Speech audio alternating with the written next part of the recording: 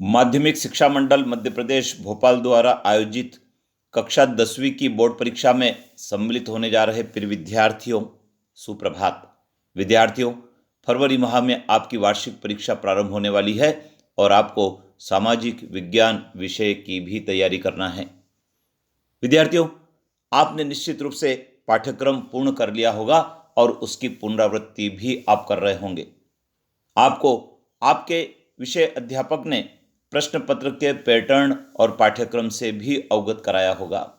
आइए विद्यार्थियों, आज की इस वीडियो में हम विस्तार से प्रश्न पत्र के पैटर्न की बात करते हैं, पाठ्यक्रम की बात करते हैं और साथ में 10 महत्वपूर्ण वस्तुनिष्ठ प्रश्नों की भी बात करेंगे जो आपकी परीक्षा के लिए बहुत काम के हैं। तो आइए जान लेते हैं क्या होता है प्रश्न पत्र का पैटर्न।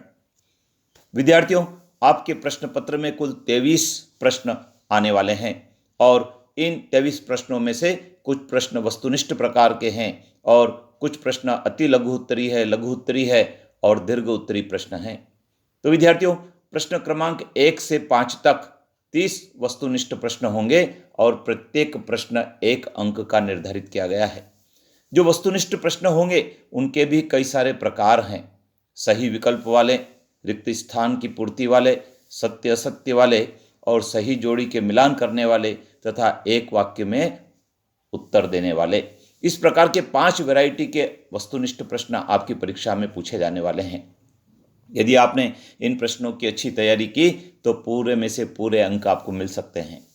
प्रश्न क्रमांक 6 से 17 तक कुल 12 प्रश्न होंगे और प्रत्येक प्रश्न 2 अंक का है। विद्यार्थियों, इनके उत्तर 30 शब्दों में लिखना होते हैं। प्रश्न क्रमांक 18 से 20 तक के कुल 3 प्रश्न होंगे और ये 3 अंक के निर्धारित होते हैं। 75 शब्दों में आपको इनके उत्तर लिखने होते हैं। इसी प्रकार प्रश्न क्रमांक 21 से 23 में कुल 3 प्रश्न होंगे और प्रत्येक प्रश्न 4 अंक का है जो दीर्घ उत्तरी प्रश्न है। तो विद्यार्थियों, इन प्रश्नों की आप अच्छे से तैयारी करें तो निश्चित रूप से आपको अच्छे अंक परीक्षा में मिलेंगे। आइए जान लेते हैं इस विषय का पाठ्यक्रम। विद्यार्थियों, अब माध्यमिक शिक्षा मंडल ने वर्ष 2023-24 की परीक्षा से प्रश्न पत्र के पैटर्न को तो वैसा ही रखा है, लेकिन आपके पाठ्यक्रम की जो अंक योजना है उसमें थोड़ा परिवर्तन किया है।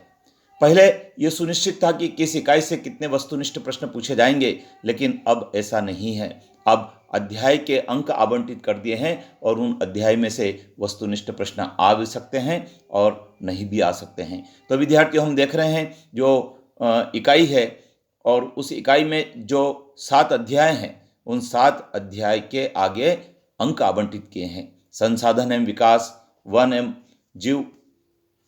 जीव संसाधन, जल संसाधन, कृषि, खनिज तथा ऊर्जा संसाधन, विनिर्माण उद्योग, राष्ट्रीय अर्थव्यवस्था की जीवन रेखाएं, इनके लिए अंक आवंटित कर दिए हैं। विद्यार्थियों, 7 अंक राष्ट्रीय अर्थव्यवस्था की जीवन रेखाओं के लिए है। ये बहुत महत्वपूर्ण अध्याय है, इसकी आपको विस्तार से तैयारी करना चाहिए।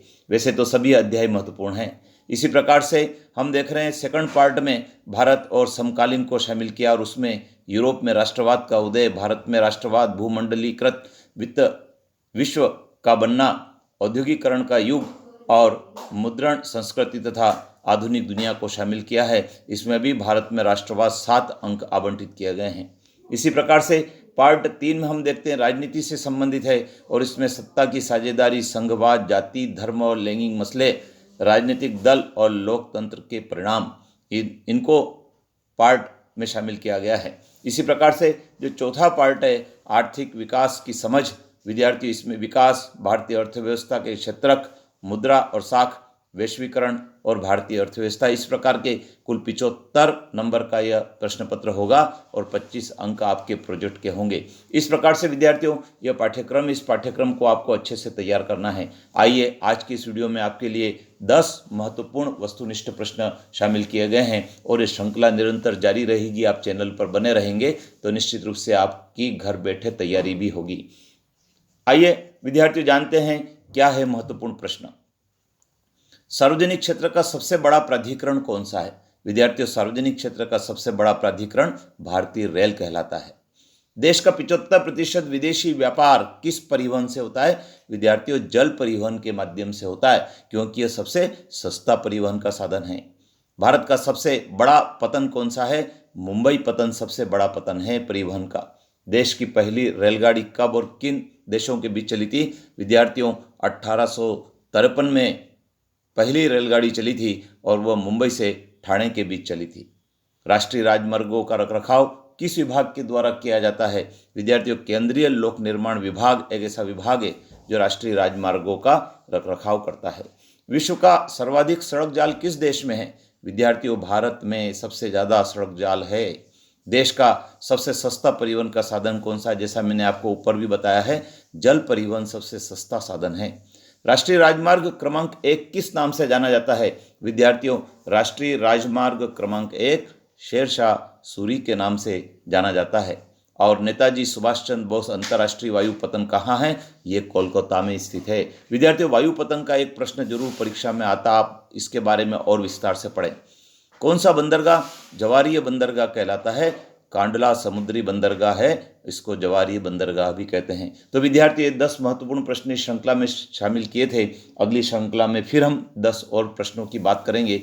चैनल पर बने रहें, सब्सक्राइब करें, मित्रों को बताएं, लाइक करें, शेयर करें, कमेंट्स बॉक्स में कमेंट्स जरूर लिखें। जय हिंद।